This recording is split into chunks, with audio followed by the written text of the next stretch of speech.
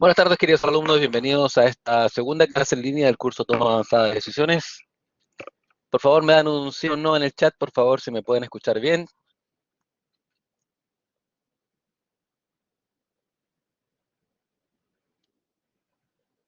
Gracias, Oscar. Muchas gracias, Jorge. Bueno, esta semana tenemos, en la agenda de esta semana, vamos a hablar principalmente del pensamiento crítico. Vamos a hablar de lo que es un problema y las perspectivas ante los problemas. También vamos a hablar de los conflictos y toma de decisiones y también de los filtros mentales. Pero antes de comenzar, me gustaría preguntarles cómo están ustedes, cómo pasaron la primera semana del curso. Pueden usar sus micrófonos cuando quieran. Adelante, por favor.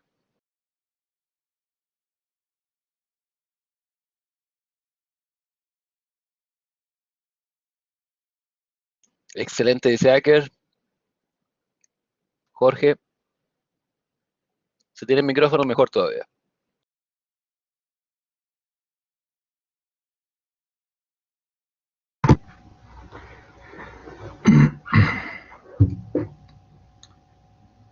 Buenas noches a todos. Buenas noches, Oscar, bienvenido. Gracias. No, yo creo que para mí esto es una primera semana como de acomodación. Llevaba algún tiempo sin estudiar y pues además lo estoy haciendo como por primera vez virtual. Em, Creo que es la primera semana de como de ir organizando y ordenando como los cronogramas para poder de una manera exitosa cumplir el reto que en mi caso personal me he propuesto. Entonces, bastante bien considero. Gracias. Perfecto, muchas gracias, Oscar. Giovanni o Jorge, ¿quieren aportar algo? Adelante, Jorge. Jorge, ¿me escucha, profesor? Sí, Jorge, te Sí. escuchamos fuerte y claro. Adelante.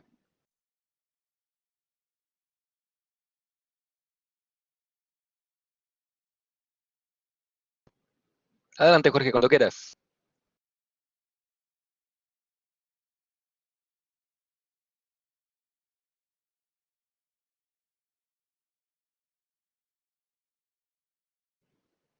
Jorge,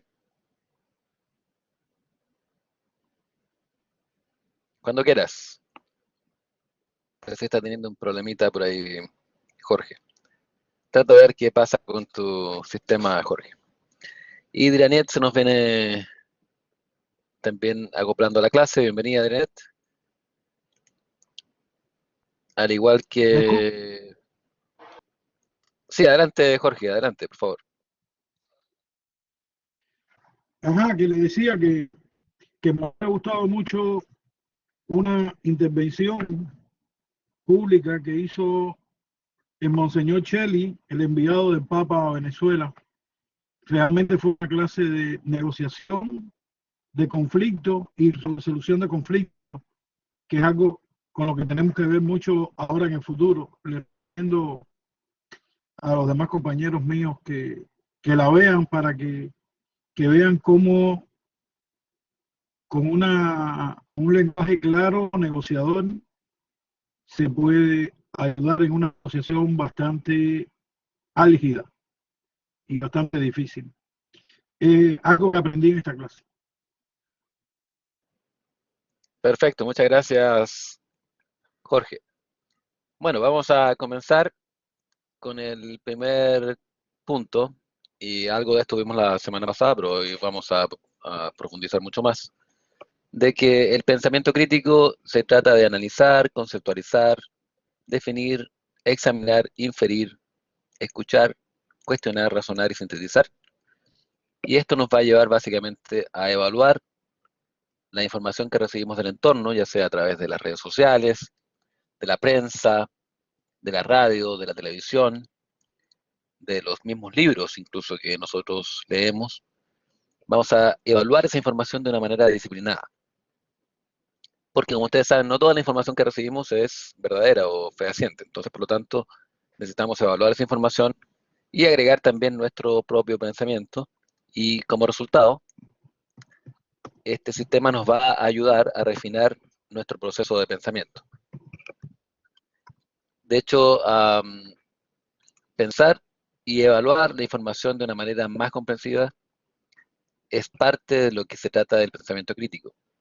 Y también deberíamos capaces de preguntarnos y respondernos si somos capaces de identificar y rechazar ideas e ideologías falsas.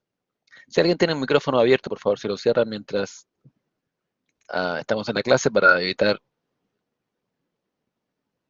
feedback. Ok, gracias.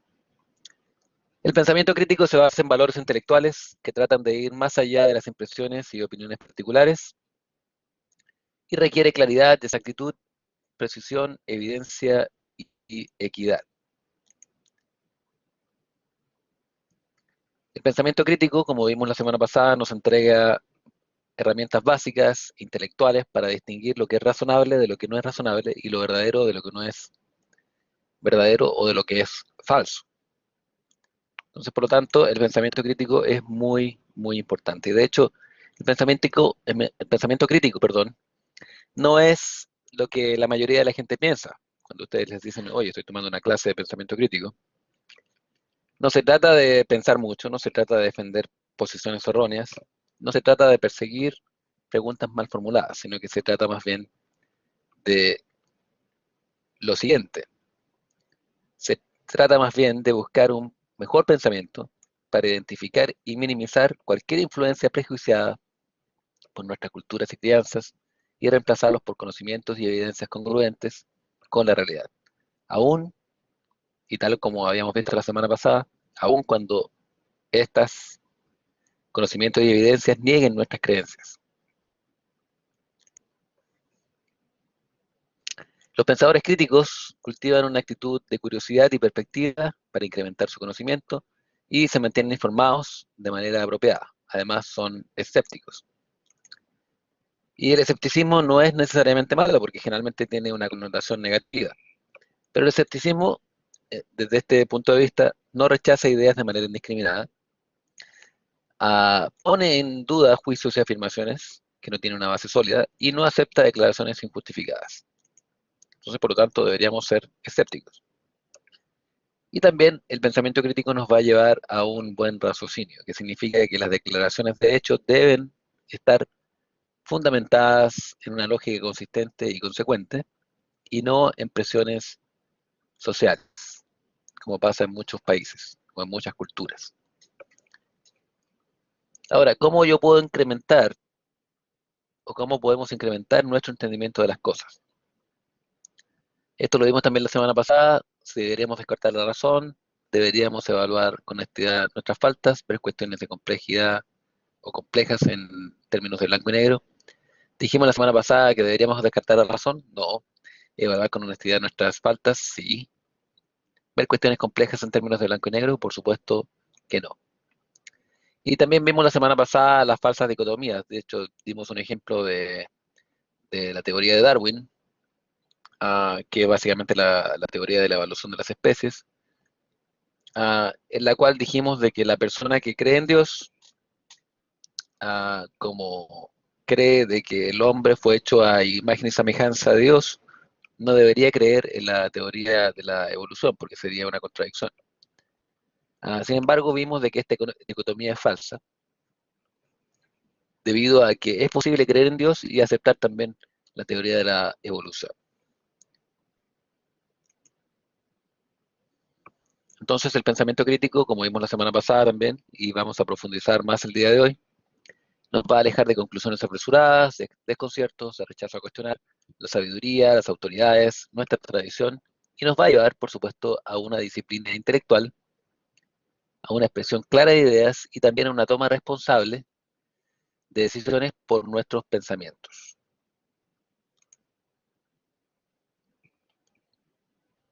Ahora, las personas que aplican pensamiento crítico están dispuestas a adquirir y aplicar el conocimiento y tecnología y la razón en todas las áreas. Están dispuestos también a corregir fallas de sus propios modos de pensar, y por supuesto van a estar mucho mayor equipadas para crear soluciones efectivas a los retos que encaran o que encaramos a diario.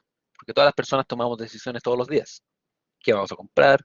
Si nos vamos a ir por el subte o el tren subterráneo, o por el bus, o vamos a ir en nuestro auto.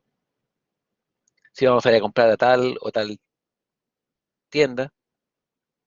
Entonces, por lo tanto, tomamos decisiones que, aunque parezca que fueran sencillas, estamos tomando decisiones todos los días. Y por supuesto que hay decisiones mucho más complejas. Y vimos también de que todas estas cosas producen un reto en la educación, sobre todo en la escuela graduada, porque las escuelas tratamos de transmitir conocimientos básicos, enseñar a pensar, distinguir diferentes puntos de vista y sacar, y que ustedes, básicamente como estudiantes, puedan sacar sus conclusiones en forma autónoma. Vimos también las líneas de pensamiento inductivo y deductivo. El inductivo es básicamente la generalización a partir de un conjunto de hallazgos, y el deductivo básicamente se determina en cuanto a la naturaleza de algo basado en un conjunto de evidencias. ¿Okay? Vimos también la semana pasada lo importante del pensamiento crítico, de opiniones discordantes. Las empresas necesitan de opiniones discordantes que hagan realmente un challenge a lo que es el pensamiento común o de lo que se dice en la empresa, sino que básicamente se trata de alguna u otra manera, a aportar con conocimientos, ideas desde otros puntos de vista. No necesariamente significa que estamos atacando a la persona, sino que estamos atacando a los conceptos, a las ideas. Y eso es muy importante.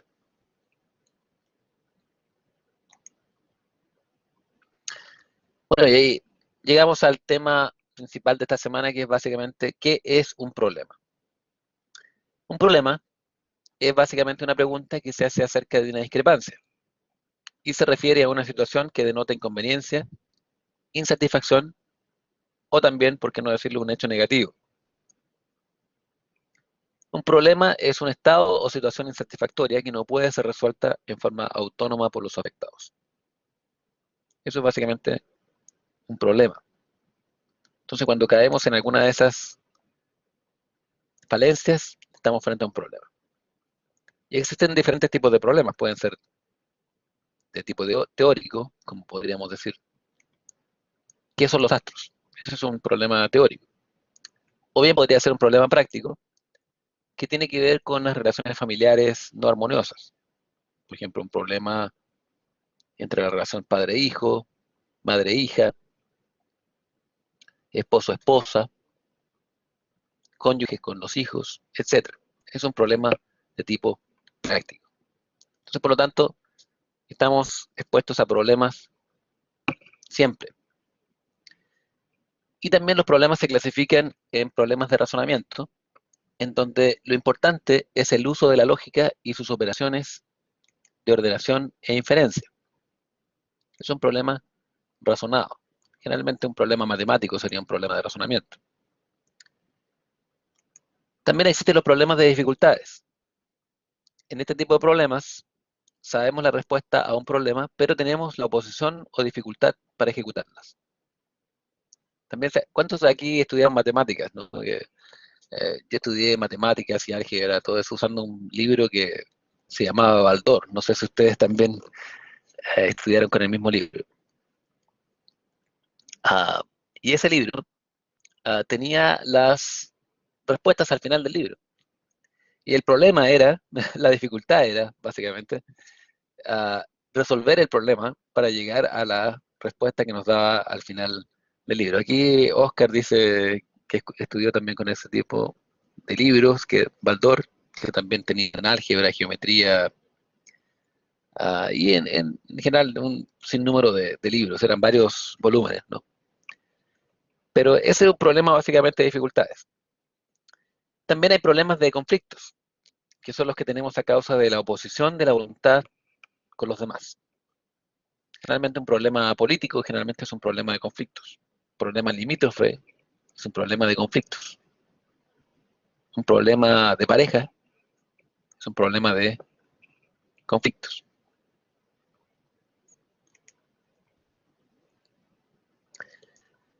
Y existen también los que son los problemas convergentes y divergentes.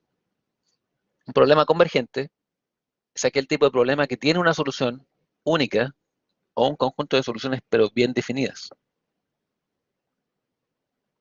Mientras que los problemas divergentes tienen un número indeterminado de respuestas posibles, que dependen de la creatividad de la persona.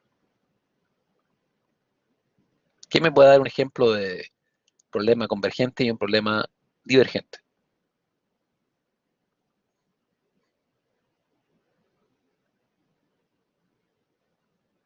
¿Voluntarios? O sea, covoluntarios.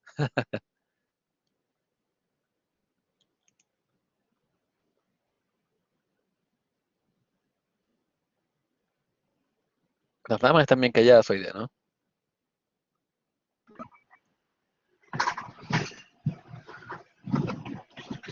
Adelante, Profesor, creo que está por ahí. Sí, adelante. yo pienso que un problema convergente es eh, una solución, es un conflicto entre, por ejemplo, un matrimonio y tiene pocas soluciones, es decir, tiene una o dos soluciones, no tiene muchas más. Eh, o un problema de familia, o un problema así. Ahora, los problemas divergentes, por ejemplo, sobre el surgimiento de la vida. Muchas teorías, todas con un nivel de razonamiento determinado y con un pedacito de lógica cada una, pero nadie ha podido todavía acertar completamente en esa divergencia, ¿no? Y problemas convergentes, los problemas políticos también, que muchos son fáciles de resolver, pero bueno, los alargamos los hombres y traen consecuencias nefastas, ¿no? Para nosotros. Eh, o un problema climático, o un problema físico o químico, también es un problema convergente. Ahora, los problemas divergentes ya son más complejos, más, como usted decía. Claro, un problema convergente, un problema matemático, como bien lo decía Jorge, um, puede ser convergente también un problema que tenga que ver con negociación. También es convergente, porque tienen soluciones únicas o conjuntos de soluciones bien definidas. Por ejemplo, la negociación, existen tres tipos de negociaciones, ¿no? Que, por ejemplo, la negociación dura, donde el negociador trata de ganar lo más posible. Cada negociador trata de ganar lo más posible para sí. ¿Okay? Entonces, por lo tanto, siempre va a haber una parte que va a ganar y otra parte que necesariamente va a perder. Ah, y también está la negociación, que es lo que se llama actualmente en negocios el win-win o ganar-ganar, que básicamente busca de que todas las partes eh, puedan obtener el mejor provecho posible sin perjudicar a las demás partes. Eso básicamente sería un problema convergente, porque están las tres formas suficientes. Ahora, por ejemplo, un problema convergente sería con quién, si un matrimonio, por ejemplo, está tratando de discernir dónde van a pasar las Navidades, o en la casa de la mamá, de, de la esposa, o en la casa de los papás del esposo. ¿Se dan cuenta? Ahí hay un problema convergente, son dos soluciones. ¿Okay?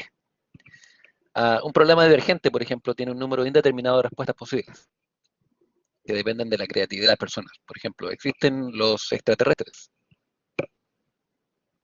¿Se dan cuenta? ¿Quién es Dios? ¿Quiénes somos? ¿De dónde somos? ¿De dónde venimos? ¿Para dónde vamos? Esos son problemas divergentes. Ok. Existen entonces tres tipos de problemas: conflictos, dificultades y problemas que exigen una respuesta creativa. Con frecuencia tendremos que transformar un problema de un tipo en otro de estos tipos. Y esto es muy importante para cuando ustedes traten de negociar o traten de cambiar un poco las perspectivas de los problemas. Por ejemplo, un conflicto sería, Juan es un egoísta y desconsiderado, siempre deja su ropa tirada.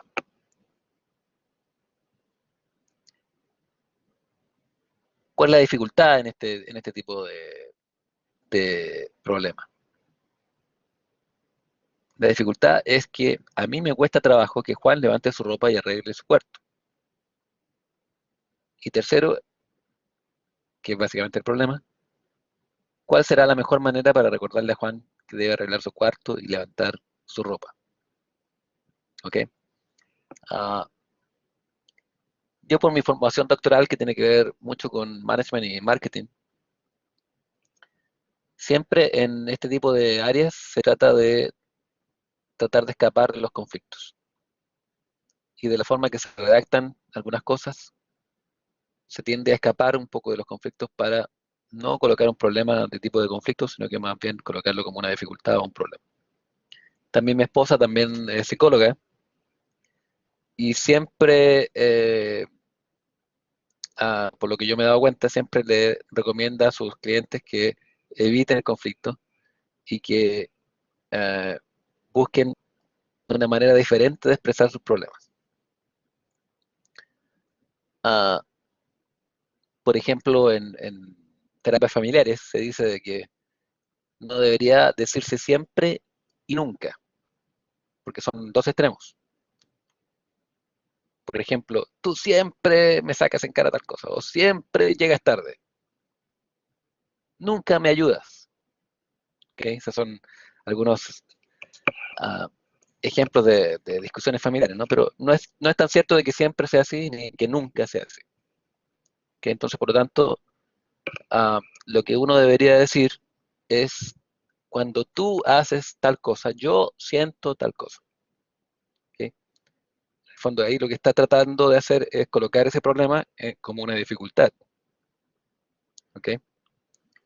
También muy importante que sepamos este tipo de asuntos. Entonces, por lo tanto, la dificultad en este ejemplo de Juan es que me cuesta trabajo que Juan levante su ropa y arregle su cuarto. ¿Y cómo vamos a resolver el problema? ¿Cuál será la mejor manera de recordarle a Juan que debe arreglar su cuarto y levantar su ropa? ¿Se dan cuenta cómo el mismo problema se puede tomar desde tres perspectivas totalmente diferentes? ¿Qué piensan? Aquí me gustaría la opinión de ustedes.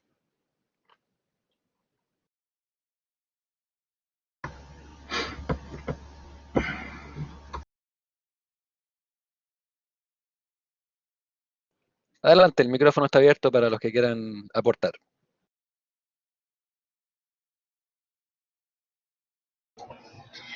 Profesor, buenas noches.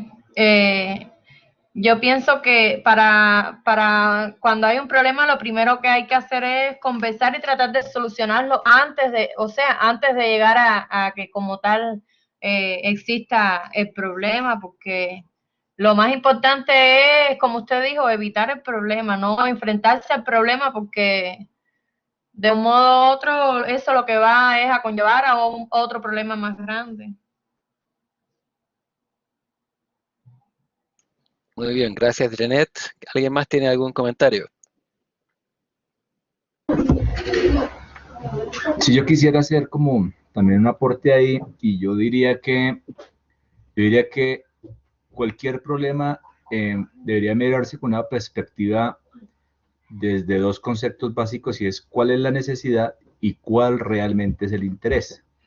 Usted lo nombraba perfectamente, y es, oiga, yo quiero mirar este problema como un conflicto desde una posición única que solucione un tema puntual, o quiero realmente mirar este problema como un verdadero problema que efectivamente pueda solucionar un tema no puntual, sino un tema de futuro, como es un cambio de comportamiento para el caso del ejemplo que es Juan. O sea, realmente la perspectiva sobre la cual habría que mirar todos los problemas es cuál es la necesidad y cuál es el desinterés. Y cuando digo necesidades e intereses, usted también nombró hace un momento una palabra que es una negociación gana-gana. Es decir, aquí la necesidad de intereses funciona de ambos lados, es decir, de quien en este caso, de alguna manera está incurriendo, impactando un problema, y del otro lado, de la persona que lo está viendo, digamos, ¿sí? Pero considero que eso aplica para todas las clases de problemas y en todos los tipos de situaciones. Es decir, lo que primero hay que hacer es cómo ver cuál es la necesidad y cuál es el interés de cada parte. Muy bien, gracias, Oscar. Jorge, adelante, Jorge.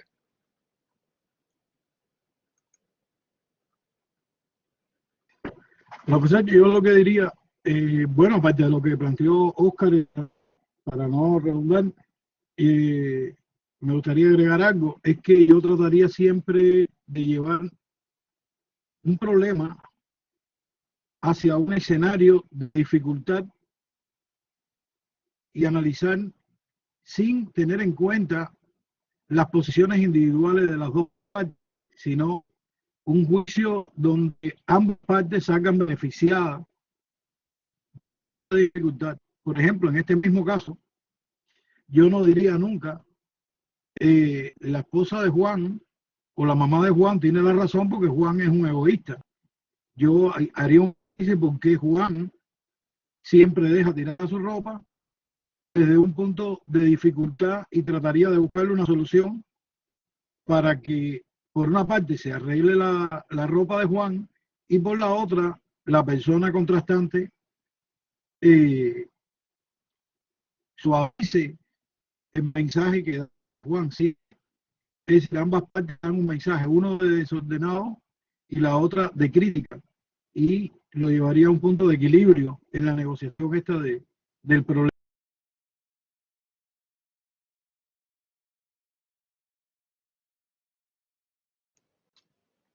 Perfecto, gracias, Jorge. Muy bien. Bueno, lo que acabamos de ver acá es que existen en los problemas una discrepancia entre la situación deseada y la observada. Esta es la situación observada, donde vemos de que generalmente hay un problema, y necesitamos tratar de encontrar cuál es la situación deseada y colocar básicamente el problema como pregunta, como lo hicimos con el ejemplo de Juan. Voy a volver atrás solamente para que les quede más claro. En este caso, el ejemplo sería: ¿cuál será la mejor manera para recordarle a Juan que debe arreglar su cuarto y levantar su ropa?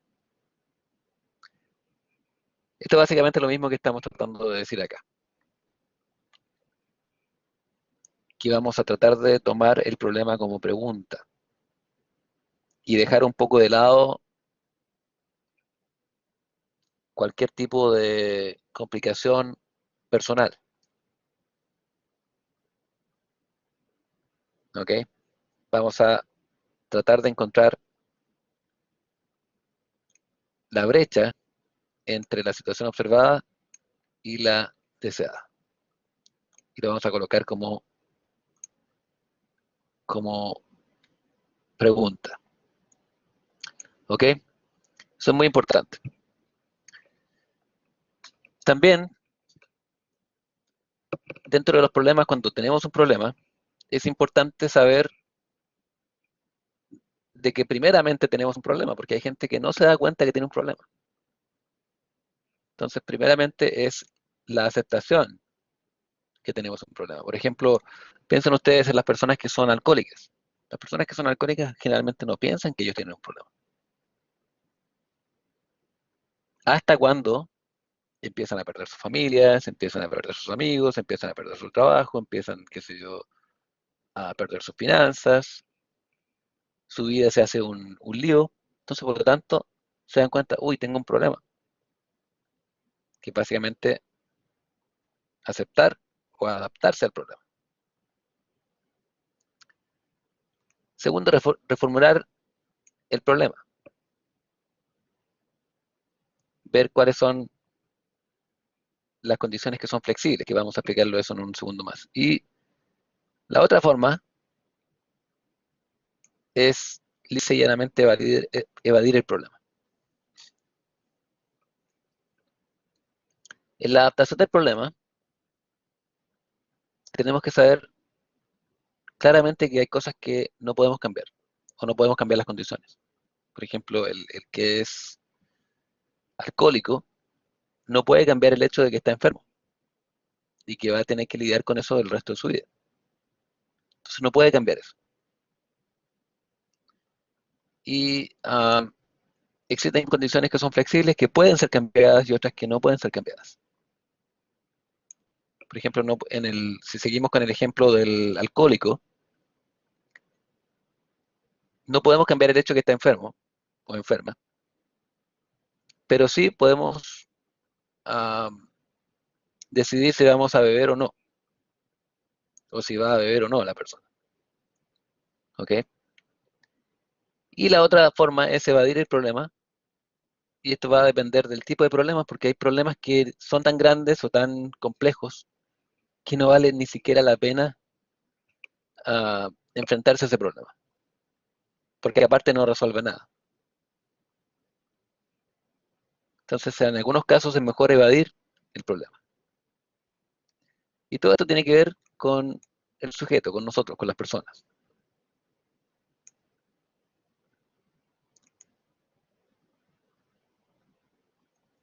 Esto también se los dije la semana pasada, de que existe un dicho japonés que dice que cuando tenemos un problema bien definido, ya tenemos el 90% de la solución. Y eso realmente es muy verdad. Ahora, para definir si existe o si hay un problema, debemos mirar la realidad y compararla. Se puede comparar o contrastar la situación, analizar en relación a distancias o discrepancias con niveles habituales o normales o estándares conocidos.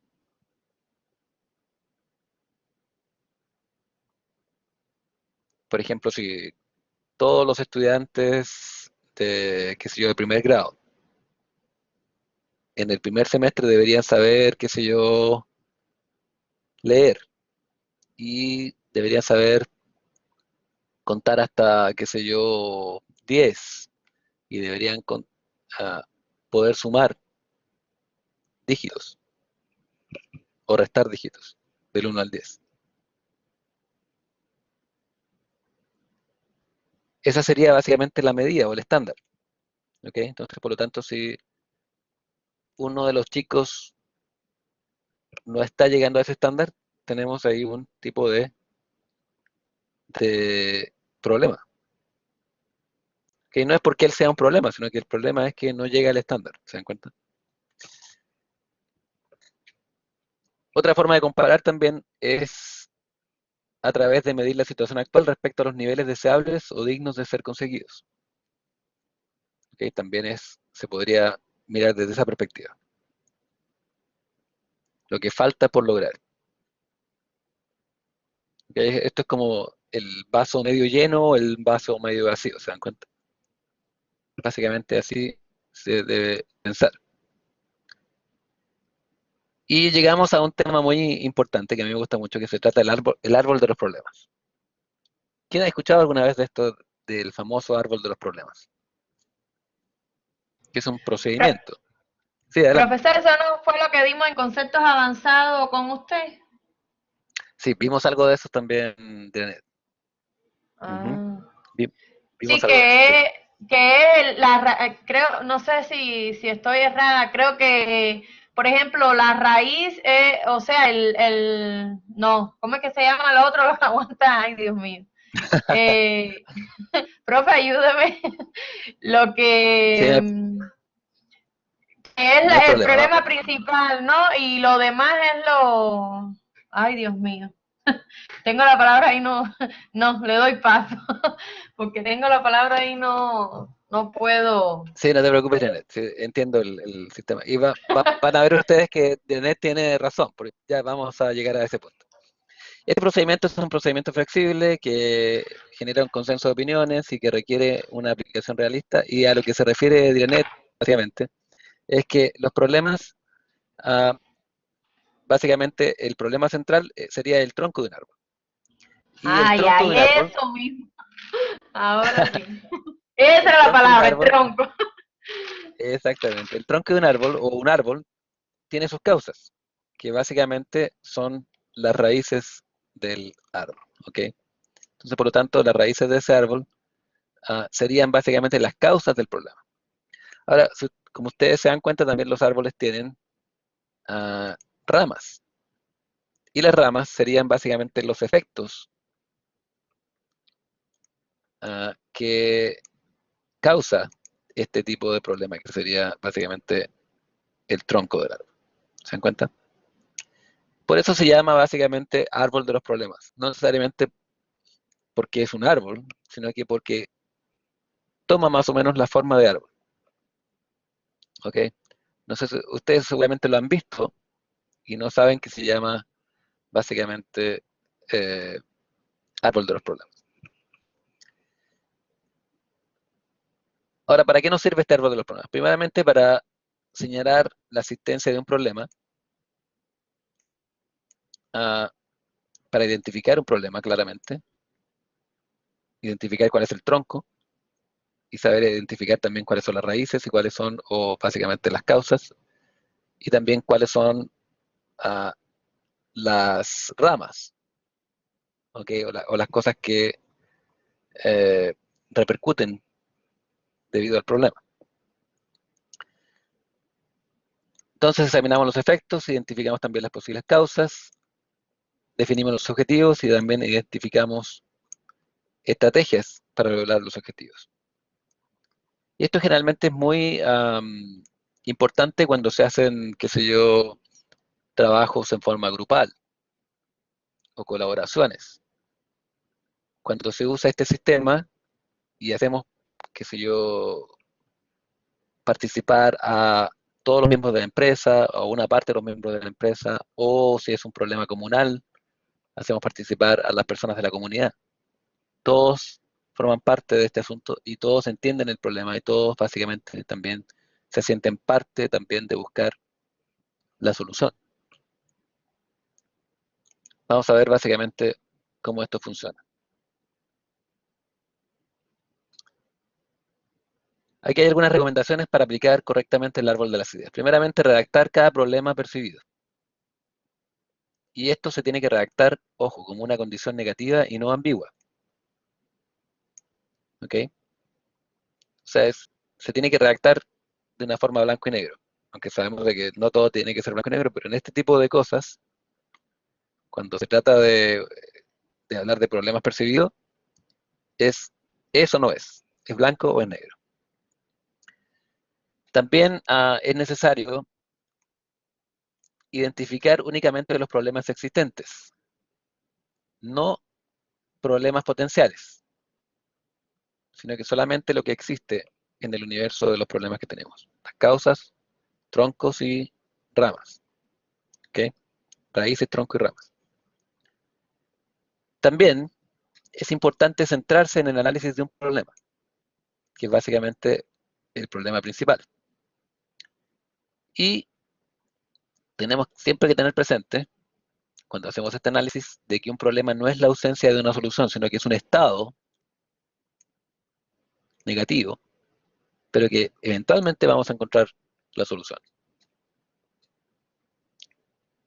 ¿Ok? Entonces, aquí vemos básicamente el tronco, donde vemos el problema central, vemos los efectos, que serían las ramas, se dan cuenta que se ve como un árbol, donde tenemos un efecto y ese efecto causa otro efecto y otro efecto, un segundo efecto que puede causar también efectos más grandes, etc. Y también sabemos de que existen raíces. Todo árbol tiene raíces y que son básicamente lo que causa los problemas. Y existen a veces más de una causa en cada problema. ¿Ok? Y a veces algunas causas tienen también sus subcausas, tal como se ve en la figura. Y aquí es como se ve un árbol de los problemas. ¿Se dan cuenta? Donde vemos bien claramente las raíces o causas, el problema central o el tronco, y los efectos o ramas. ¿Ok? Que es básicamente lo que quería decir Janelle. ¿Ok? ¿Todos están claros con esto? ¿Se me dan un segundo en el chat?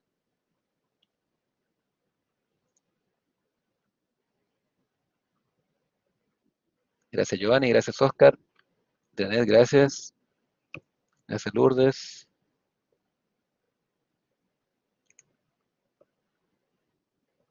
Y gracias Jorge. Ok. De acuerdo a la lógica de este esquema, el diagnóstico se resume como sigue. Según el diagnóstico realizado en una localidad determinada, se identifica un problema principal. Este es un problema real. Por ejemplo, en una localidad había un problema de analfabetismo.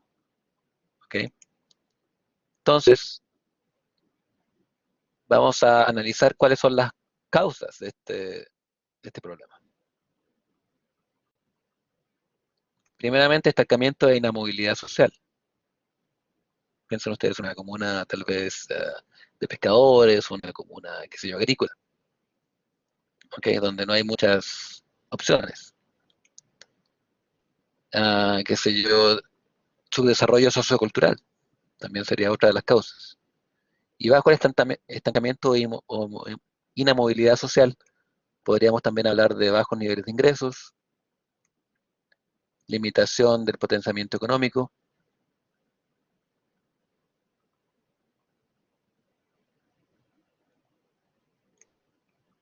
inhabilidad para el empleo remunerado. Y se dan cuenta, bajo el subdesarrollo social podríamos hablar de pérdida de autoestima, inactividad cultural, pérdida de identidad y valores, etc. Ahora, ¿cuáles son las causas? ¿O qué son las cosas que provocan este problema? Primeramente, la deficiencia de la atención escolar.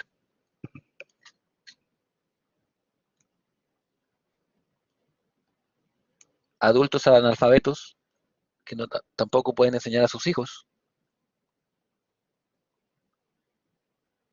Y las deficiencias de la atención escolar podrían ser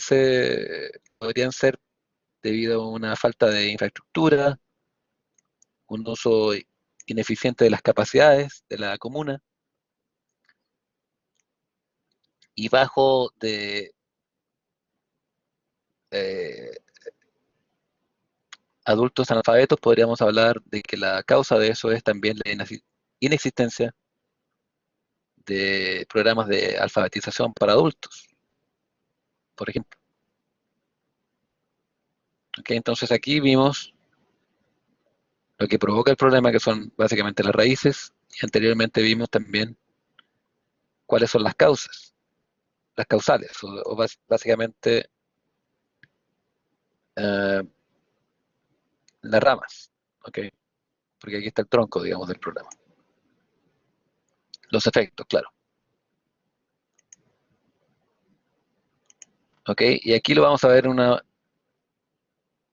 en una foto más global, donde vemos ya en forma mucho más sencilla las causas, el tronco, el problema como tal y los efectos.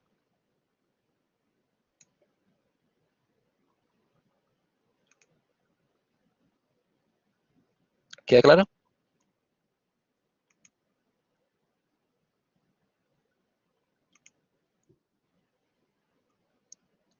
¿Alguno de ustedes ha usado alguna vez este tipo de estrategia para tratar de buscar soluciones?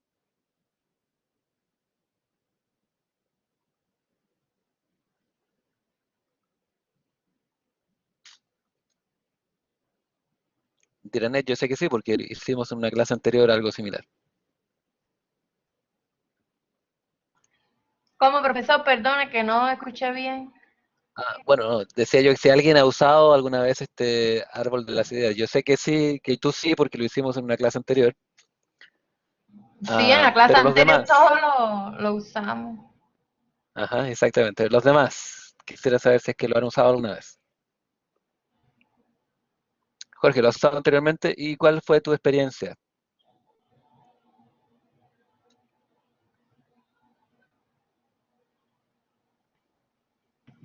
Profesor, lo usé mucho haciendo tormenta de ideas para, para definir algunos proyectos, algunas partes de algunos proyectos y realmente da un resultado muy positivo porque los interlocutores que uno les aplica esta técnica del eh, ¿cómo se llama? El, El las árbol de las ramas ideas. y de las raíces del problema se identifican muy rápido y enseguida empiezan a colocar los problemas. Cuando uno también quiere hacer una evaluación en una compañía, una empresa, una evaluación el de los objetivos o de administración por metas, por objetivos, es muy útil. Yo pienso que es muy útil, es sumamente útil. No siempre tiene que ser tan compleja ni siempre tiene que ser tan sencilla. Depende del problema que estemos evaluando.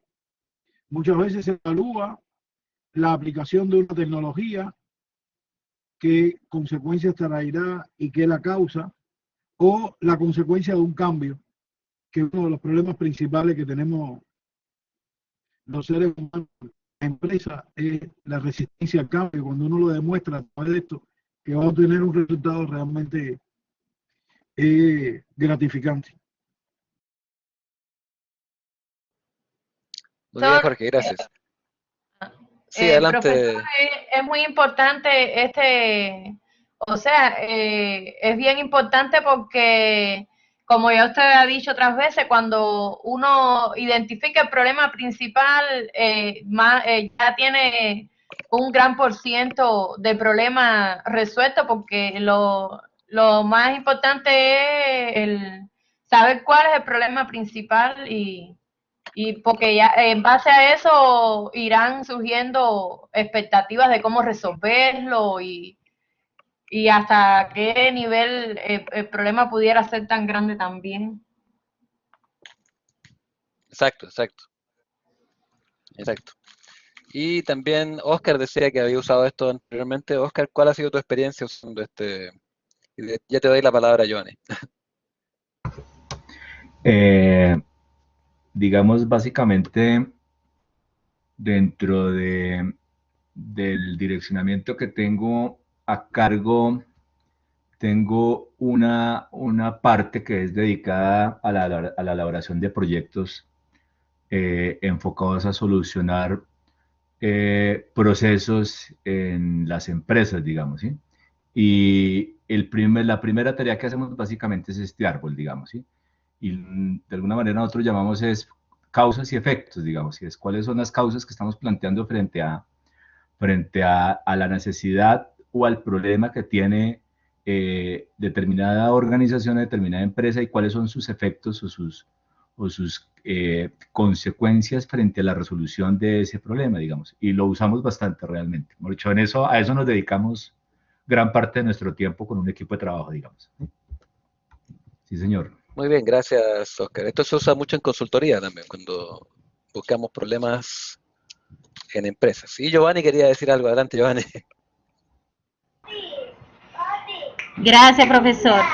Quería aportar que yo lo utilicé una vez. Es muy parecido al que está planteando el señor Oscar en la universidad, en una materia que le llamaron análisis, en el cual realicé un levantamiento de sistema, que de hecho fue en el trabajo anterior que tenían, que era buscar las posibles fallas que podían existir en el sistema, los problemas, las causas y los efectos, de una manera tal para que los socios se sintieran de una manera más a gusto, o sea, buscarle una solución a dicho problema. Gracias. Muy bien, claro. En el fondo, esta lluvia de ideas que se hace, digamos, con este árbol de los problemas, se trata de incorporar a todas las personas que forman parte del problema, para que todos realmente pongan su granito de arena en la construcción de esto y todos nos demos cuenta también de que a veces los problemas que nosotros pensamos que no afectan, sí afectan. O a lo mejor, por ejemplo, cuando se trata de una empresa, como todas las empresas están compartimentalizadas, ¿cómo se dice? Están separadas por compartimentos, ¿no? Por ejemplo, el área de finanzas, el área de contabilidad, el área de marketing, el área de producción, por ejemplo, y todos ven sus puntos de vista en forma separada. Pero cuando tú colocas básicamente todos los problemas de una empresa en un árbol de problemas, la gente realmente empieza a ver, oh, realmente esto, si hacemos esto o usamos una demora acá, esto le va a afectar a este otro departamento, o le va a afectar, o esta demora que nosotros tenemos acá, o este problema que pasa con las ventas, afecta, qué sé yo, a la producción y afecta a todos, en el fondo, ¿se dan cuenta? Y no se piensa solamente en el área, porque generalmente las personas tienden a pensar solamente en el área donde trabajan, de una forma bastante poco atinada de pensar. Y generalmente todos pensamos de esa manera. Y eso lo vamos a ver también más adelante de que existen, qué sé yo, esas miopías porque no vemos la foto completa del árbol. ¿Ok? Entonces es muy importante. Otra cosa que también tenemos que ver hoy es básicamente los filtros mentales. Es otro acercamiento a los problemas y a la toma de decisiones que está mediado por el modo en que vemos las cosas. Piensen ustedes de que si usáramos lentes con tinte azul o gafas con tinte azul, veríamos todo teñido de color azul. Y eso mismo que pasa con nuestros ojos, pasa también con la mente, porque la mente usa ciertos filtros que provienen, como decíamos la semana pasada, de nuestra cultura, de nuestra crianza, de nuestras raíces. Y de alguna u otra manera, nuestra mente funciona como ciertos filtros que van a tamizar la información que recibimos, igual como ocurre con los lentes. Piensan ustedes de que, por ejemplo, los delincuentes siempre piensan que las demás personas son delincuentes también. No sé si han leído o escuchado al respecto. Y también, por el otro lado, las personas que son, qué sé yo, religiosas, qué sé yo, que son optimistas, siempre piensan lo mejor de las demás personas. No sé si alguno de ustedes vio la película esta, Buscando a Nemo, ¿no? Cuando Dory, esta que hablaba qué sé yo, con los tiburones y cosas así, cosas que los demás decían, pero te va a comer. Pero ella decía, porque ella no los veía así de esa manera. Sí, adelante, Giovanni. Oh, no, estoy escribiendo. Ok. Si alguien tenía algún comentario.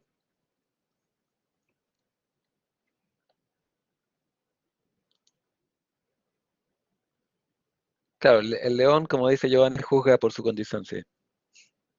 Muy bien. Creo que me salté una diapositiva.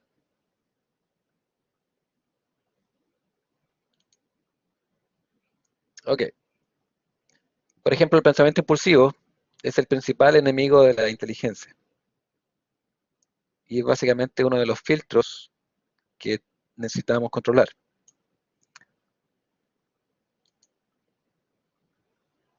Este pensamiento impulsivo consiste en tomar decisiones sin reflexionar bien las cosas, sino que solamente hacerlas por impulso.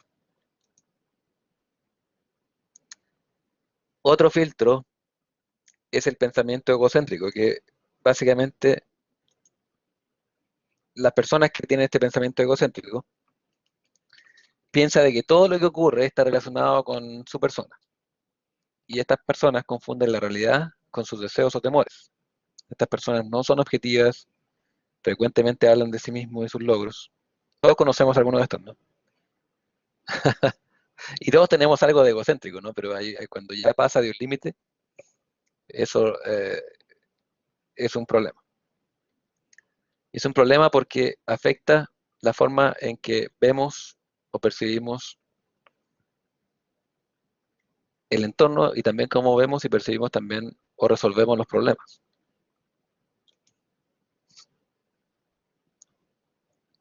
Otro filtro negativo es el pensamiento arrogante. Este pensamiento arrogante nace de una actitud de superioridad, pero esta superioridad no está acorde con la realidad. Siempre yo me acuerdo de algunas personas cuando digo, digo este tipo de cosas. Ah, y este tipo de pensamiento arrogante o filtro de pensamiento arrogante este tipo de personas tienden a ser déspotas, no aprecian opiniones y siempre tratan de imponer sus puntos de vista aunque sea equivocado.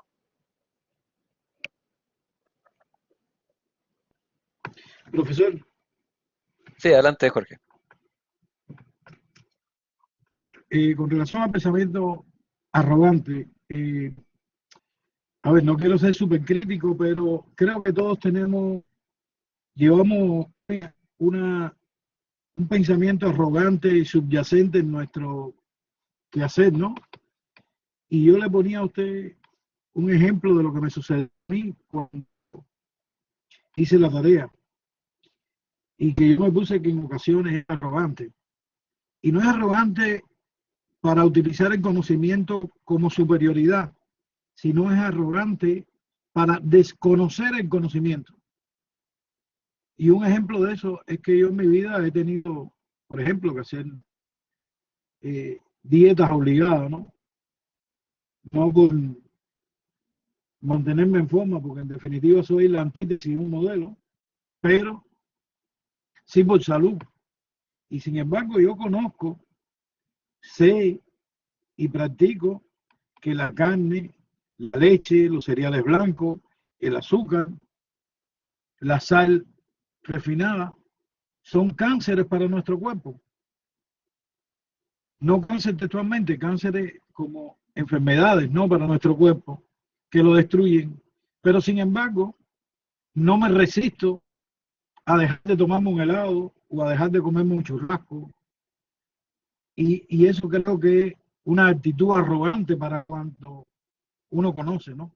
Y hay que tener mucho cuidado porque hay veces que poseemos el conocimiento pero no lo aplicamos. Es el ejemplo que quiero poner con esto. Y eso es una actitud arrogante. Por lo menos los asiáticos consideran que esa actitud es muy arrogante y ellos tratan de ser muy consecuentes con el conocimiento. Me gusta mucho ese pensamiento asiático.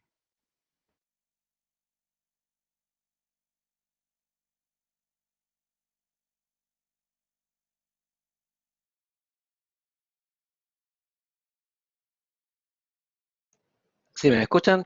Porque estaba tratando de hablar y parece que no me escuchaban. ¿Me escuchan? Por favor, si me dan un sí o un no. Ok, perfecto. Bueno, quería hablar un poco de lo que dice Jorge. Bueno, sí, todos tenemos algo de arrogante, pero la definición, no hay que olvidarse de este pequeño detalle que tiene la definición de el filtro de la arrogancia, es que nace de una actitud de superioridad que no está acorde con la realidad. Ese es el punto más importante. Sí, adelante, Jorge.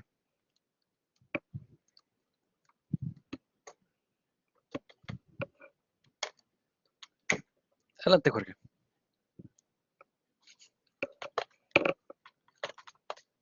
¿No? Ok. Entonces, ahí es donde está el problema. Es, por ejemplo, es como, a ver, ¿cuántos de aquí han leído?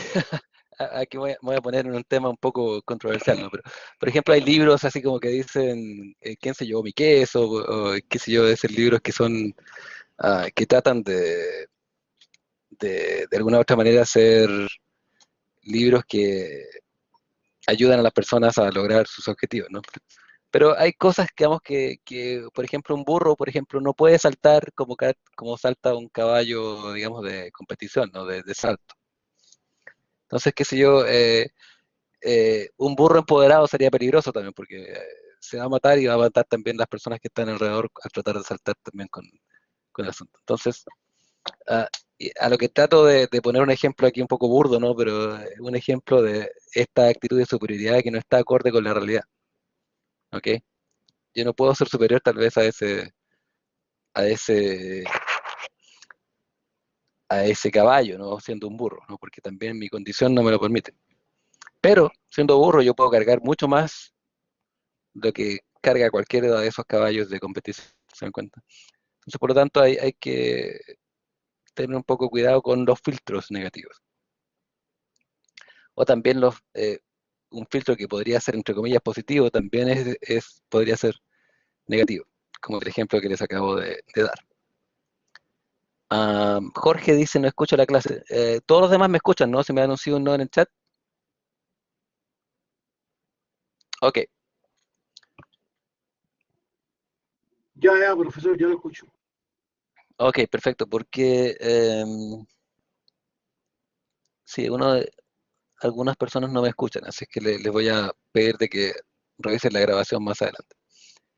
Bueno, tenemos algunos problemas de conexión. Yo aquí generalmente les muestro un video que no lo voy a mostrar porque la conexión está un poco complicada, así que sí se los voy a mandar para que ustedes lo vean, que es un video que me gusta mucho porque es un comercial de Coca-Cola que está basado en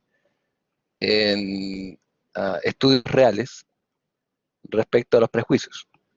Y los que quieran, por supuesto que no es obligación, me pueden hablar respecto de este video también en la discusión semanal. ¿Ok? Ahora, este prejuicio, porque todos tenemos algún tipo de prejuicio, por ejemplo, contra razas, nacionalidades, ah, personas de otras religiones, etcétera. Especialmente, por ejemplo, después Disculpe, del... Sí, adelante. usted dijo que le comentáramos el video en la tarea o independiente. No, lo voy a colocar lo voy a compartir en la página del curso y los que quieran pueden comentar algo del video en la misma discusión semanal, pero no es obligación. Ok. Ok. Bueno, todos tenemos prejuicios, por ejemplo, lo que estaba diciendo respecto de después del 9/11, aquí en los Estados Unidos, ah, ha habido un prejuicio tremendamente grande contra los musulmanes, a pesar de que ni siquiera está claro todavía de quién realmente, qué pasó con el 9/11, ¿no? Quiénes realmente estaban detrás de eso. Pero hay ataques a los musulmanes con respecto a eso. También ahora último, también que se ve en la política con los ataques del candidato Donald Trump a los latinos, a los, qué sé yo, también los musulmanes, a las minorías en general. Entonces, por lo tanto, ahí hay un filtro negativo que está sujeto al prejuicio de las personas. Tendemos a encasillar a las personas en algunos, qué sé yo, prejuicios o prototipos de personas. Por ejemplo, la policía siempre trata de otra manera a las minorías, por ejemplo, a los negros, generalmente en Estados Unidos, o los afroamericanos, para ser un poco más políticamente correcto, respecto de los que son más blancos, ¿no? Entonces, por supuesto que ahí hay un problema. Y vemos también de que siempre tienden a tirar a matar, por ejemplo, cuando hay un afroamericano que, que no obedece alguna orden, mientras que no ocurre lo mismo con personas de la raza blanca, o personas que son condenadas con mucha más crueldad o mucha más, qué sé yo, tenacidad que otras personas que cometen el mismo la misma falta y son de raza blanca. Entonces ahí hay un problema de prejuicios que también necesitamos quitarlos de nuestras vidas. Otro filtro negativo es el pensamiento apático, que es básicamente la falta de cultura y lectura. Estas personas son insensibles, son indiferentes, no se esfuerzan, no colaboran y siempre buscan excusas para no participar. ¿Okay?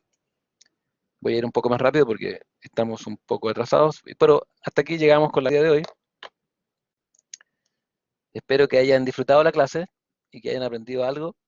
Y estoy abierto para preguntas, dudas.